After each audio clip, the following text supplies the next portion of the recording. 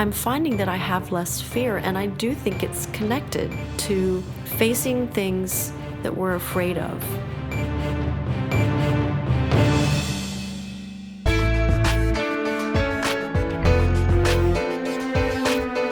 Welcome to the Brand New Me podcast. I'm Frances. And I'm Pam. And we are two women passionate about helping others thrive in life, not just survive. In each episode, we're going to find creative ways to offer hope for your future through our own life experiences. So join us every week as we learn together that we really can be a brand new me.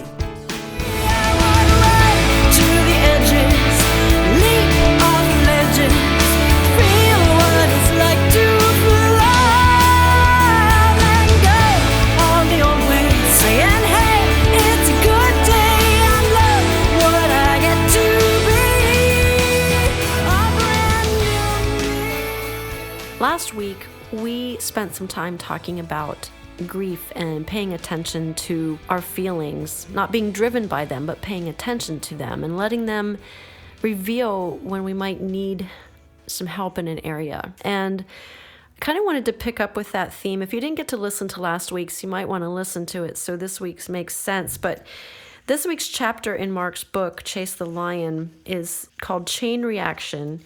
And it's talking about the effect that one decision we make can impact someone else's life. He starts off with the illustration of dominoes and how it doesn't take very many dominoes. Like by the time you would knock over the 8th domino, you have the power to knock over the Eiffel Tower. And how much doing little things, what kind of a big reaction it has on other people. And he mentions in this chapter Eleanor Roosevelt, that after the death of her husband, President Franklin Roosevelt, she battled loneliness. And someone gave her a poem that actually became a constant source of encouragement. And this was the poem: "They are not dead who live in lives they leave behind. In those whom they have blessed, they live a life again." I think about my little brother who died when he was 2. And last week you heard the song Beside the Barn that I wrote about him in that experience. And I talked about the music video that we did for him, or about him. And to think that though he died 52 years ago, his life is really living on through me as I write about him and share that story and give audiences permission to grieve their own tragedies in their families. And so in that sense, he's living still through me because I'm keeping his memory alive. And Eleanor has had her own effect on my life by a quote that she's made that I've been applying: "Do one thing every day that you're afraid of." And when I first read that quote, I was like, I don't know. It's not that big a deal. And I don't do it every day. But when I encounter things that I'm really, really afraid of, her quote now comes to mind. And I've started facing those things. And for instance, when we were doing the music video to Beside the Barn, the pond where it happened had a dock in it. That day we recorded it. And I wanted to shoot some of the video from the dock. But you had to crawl through cattails and big high weeds, taller than me, tree growth. I mean, it wasn't that way when we lived on the farm and had that pond. But now the owners have let it grown up. It's kind of mystique and cool with all the cattails around it. And I decided to do a Facebook Live video of me braving the snakes. I wanted to sit on that dock, and the only way we could do it was to crawl through those high weeds. But I was terrified. And the daughter of the owner had told me, there's lots of snakes in the pond and around there. But she said, don't be afraid of them. She said, we used to swim in it when we were kids, and we'd run down there and all the snake heads would pop up. You could see them in the pond, but as soon as we jumped in, they'd disappear. I'm like, oh my word, there's no way I'm going to brave these snakes. But I thought about Eleanor, and I thought, you know what, I'm going to do it. So we turned on the camera and I started tramping through all these weeds, and I can tell you I was terrified. I felt extremely alone all of a sudden. But I thought, no, I told everybody on the camera, on the video, that I'm going to do this, so I'm going to do it. And I overcame it. Overcame the fear of the snakes. I didn't see any, thank God. But A week or two later, I was riding my bicycle and I came upon a snake on the road, and it happened so fast. I ran over his tail, and I just thought, oh, that's awful. I hate snakes.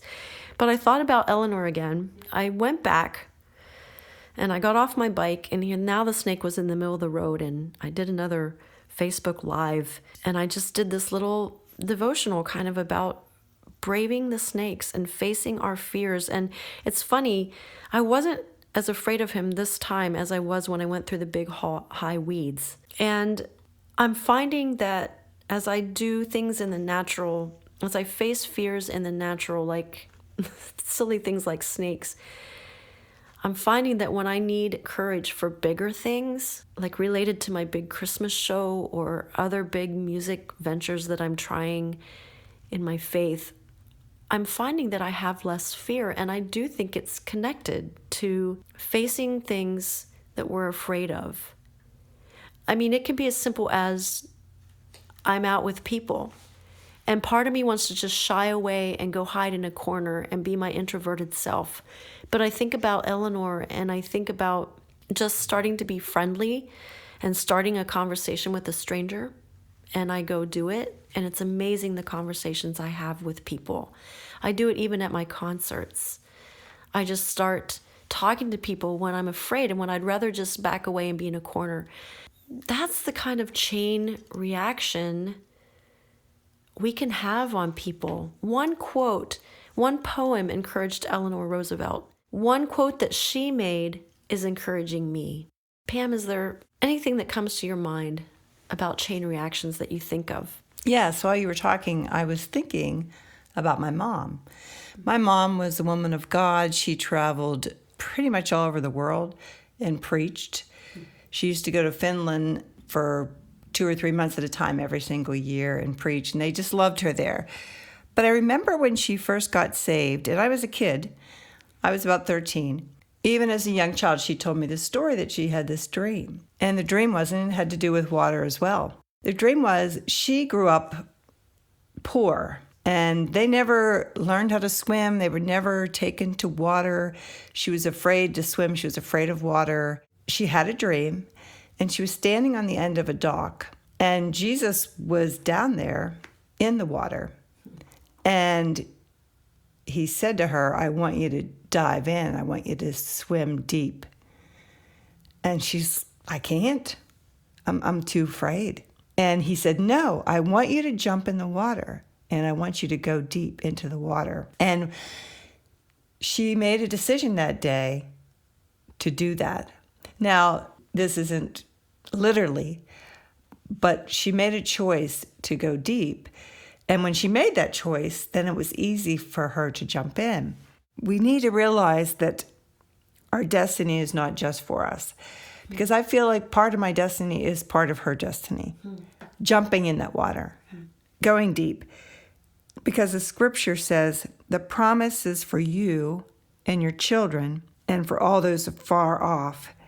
And so she left a legacy of going deep with Christ, and she lived out that legacy. I mean, she really sought after God and sought to do his work.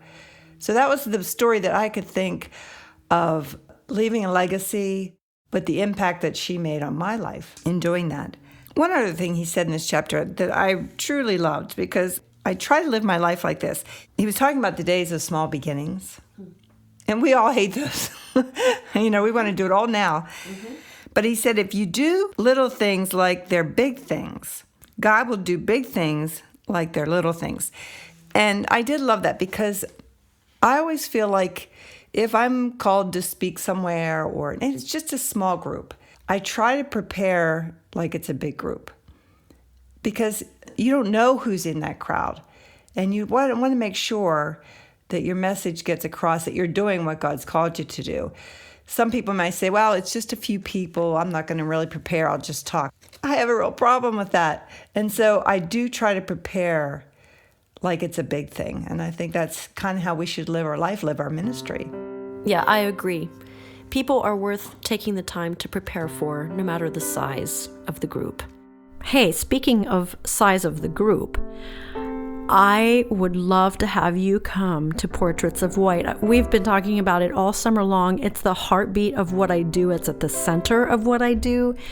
So it's getting to be time to get tickets. We already have hundreds and hundreds of people coming, so I would love for you to come.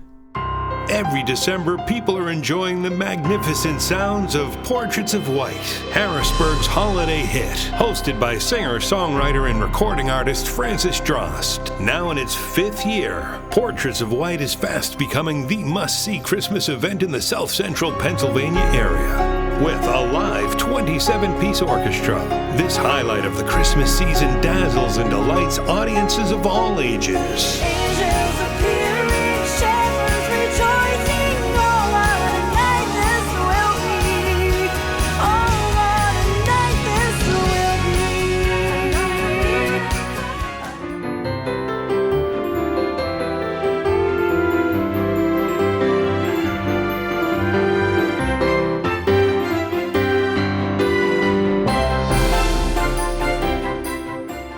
Francis, along with featured guest performers and a first-class Pops orchestra, deliver Christmas fun in an unforgettable evening of spectacular music, uproarious laughter, and downright holiday fun.